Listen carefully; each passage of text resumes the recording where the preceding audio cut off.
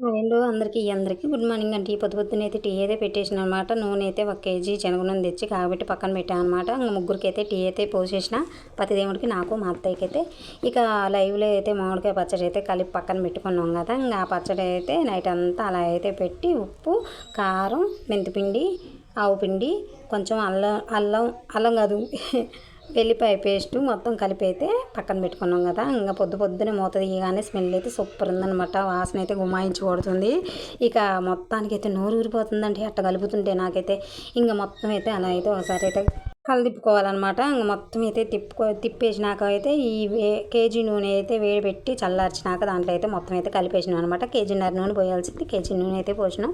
తర్వాత అయితే ఒక 1/2 కేజీ తెచ్చి తాలింపాలకి వేసి అయితే కలపాలి. మొత్తానికైతే ఏమన్నా తక్కువైతే కారం కానీ ఉప్పు కానీ తక్కువైతే తర్వాత అయితే కలుపుకోవచ్చులే, ముందైతే ఇవి అయితే కలిపి పెడదామని చెప్పిందనమాట అత్త. ఇంకా సరేలే అని అయితే ఇంకా ఉన్న వరకైతే కేజీ నూనె అయితే పోసి కలుపుతున్నాం అనమాట.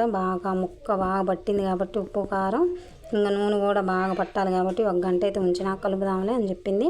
ఇంకా మనకు నోరు ఊరిద్దాయా ఇంకా మనం ఊరుకోగా ఇంకా గబగబా అయితే అన్నం అయితే వేడివేడిగా అన్నం అయితే వేసుకున్నాం అనమాట. ఒక ముక్క అయితే వేసుకొని ఇక తినేస్తున్నాను అనమాట. ఇంకా చికెన్ మటన్ ఉన్నా కూడా పక్కన పెట్టి తినే అంత టేస్ట్ ఉందన్నమాట. మామూలు టేస్ట్ లేదు.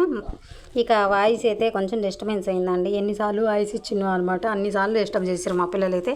ఇక మొత్తానికి అయితే అటు ఇటు సర్దుకొని ఒక చిన్న లైక్ అయితే ఇవ్వండి. ఇక బాగా అయితే కలుపుతున్నాను అనమాట.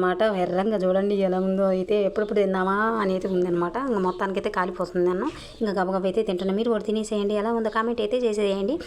సరే చిన్న లైక్ ఇవ్వండి, లైక్ ఇట్ట మర్చిపోతారు. ఓకే.